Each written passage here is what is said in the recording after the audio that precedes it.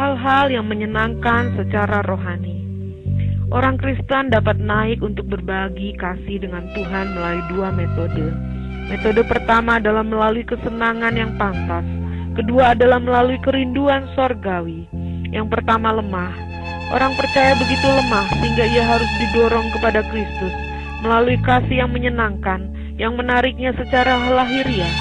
Dasar hubungannya dengan Tuhan sebagian besar terletak pada hal-hal yang menyenangkan orang percaya.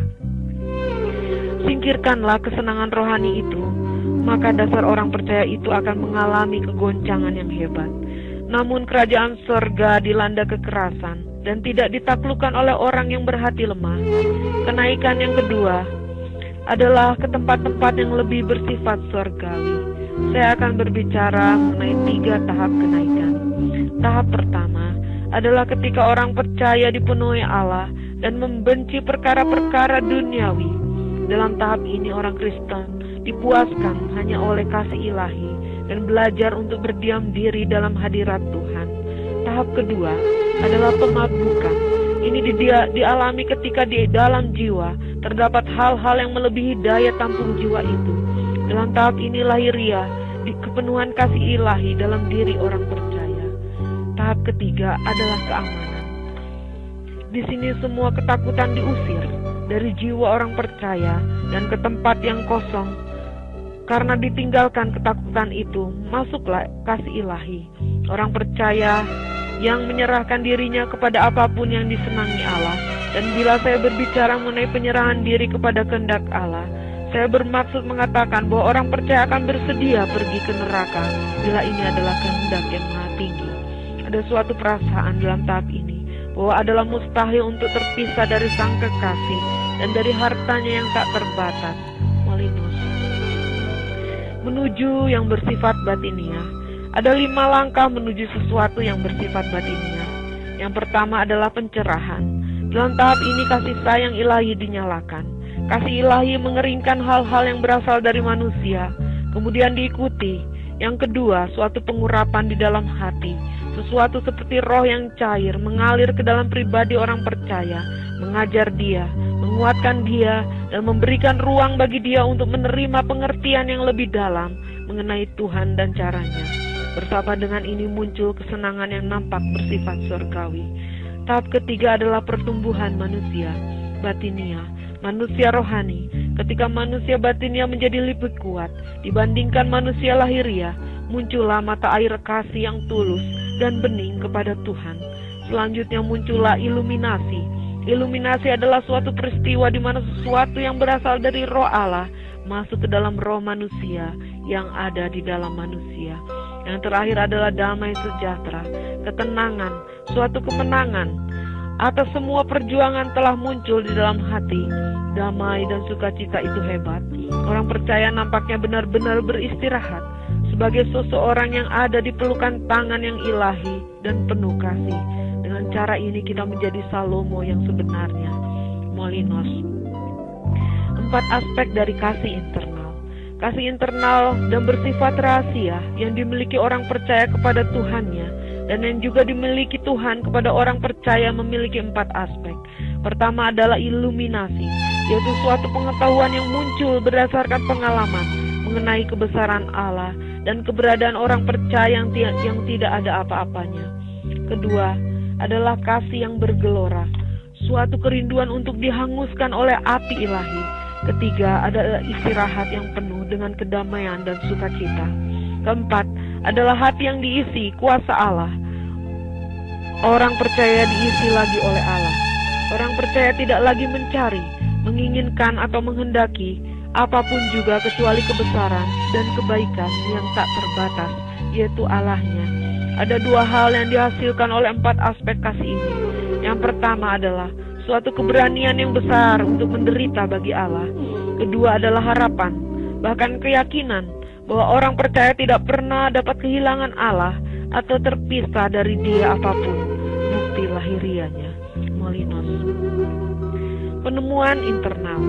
Ada dua hal yang membawa pada pengenalan akan Allah. Yang satu jauh sekali dan yang lain dekat. Yang pertama merupakan spekulasi.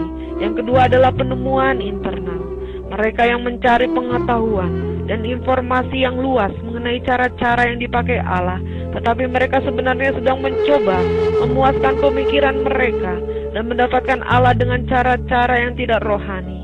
Dengan cara ini Anda sama sekali tidak akan memperoleh kasih yang sejati dan menyala-nyala kepada Tuhan.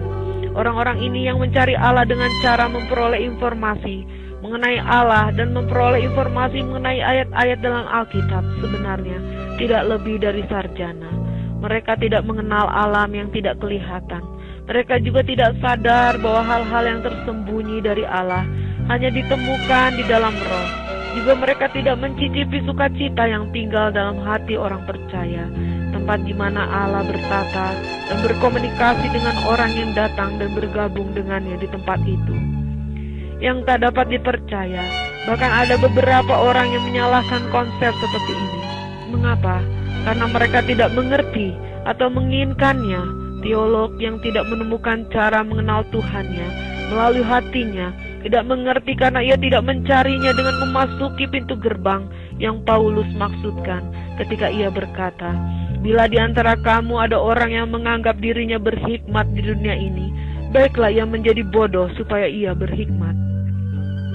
Sudah menjadi pepatah di antara mereka yang menganut cara internal ini. Praktek harus didahulukan sebelum teori. Artinya Anda harus memiliki beberapa pengalaman menjamah Tuhan Anda dengan suatu cara yang nyata sebelum Anda mulai mencari pengetahuan dan berusaha keras memperoleh hal-hal itu. Molinos. Hal-hal yang harus ditinggalkan. Pria-pria dan wanita-wanita yang ingin mengalami kehidupan yang dalam bersama Tuhan harus meninggalkan dan terlepas dari 4 hal ini. 1. Makhluk-makhluk. 2. Hal-hal yang sementara. 3. Karunia-karunia Roh Kudus. 4. Diri sendiri. Dan terakhir 5. Mereka harus tenggelam di dalam Allah. Yang terakhir 5 adalah yang paling lengkap dari semuanya. Hanya orang percaya yang tahu bagaimana rasanya dilepaskan dan dapat tenggelam di dalam Allah. Allah lebih dipuaskan dengan kasih sayang yang muncul dari hati daripada ilmu pengetahuan dan pemikiran yang duniawi. Hanya 1 di antara 1000 yang melihat hati dibersihkan dari segala hal yang memenjarakan dan mengotori hati itu. Hati yang murni merupakan cara utama untuk memperoleh hikmat ilahi. Anda tidak akan pernah mengerti cara-cara yang saya bahas di sini bila Anda tidak setia khususnya pada saat Allah memurnikan Anda. Ia akan memurnikan Anda bukan hanya dari kecintaan Anda kepada barang-barang yang sementara dan alam, namun juga dari keinginan Anda untuk mengenal berkat-Nya yang mulia dan hal-hal yang berkaitan dengan alam yang tidak kelihatan. Karena dari hal-hal inilah sifat dasar Anda memperoleh dukungan dan memberi makan pada dirinya sendiri. Mengapa beberapa orang melakukan semua yang telah dibahas di sini dan banyak lagi, namun tidak memiliki pengetahuan yang muncul dari perjumpaan ilahi, karena mereka tidak menyerahkan dan menundukkan diri mereka seluruhnya dan sepenuhnya kepada Allah, yang dengan senang hati akan memberikannya kepada mereka yang melakukan hal itu. Mereka juga tidak menyangkal atau menaklukkan sifat dasar mereka sendiri. Mereka juga tidak menyerahkan diri mereka secara total kepada Allah dan dengan sepenuhnya menyingkirkan minat terhadap diri mereka sendiri. Dan akhirnya tidak seorang pun dari kita sebagai orang yang percaya yang akan dimurnikan kecuali melalui api yang menimbulkan kepedihan di dalam hati.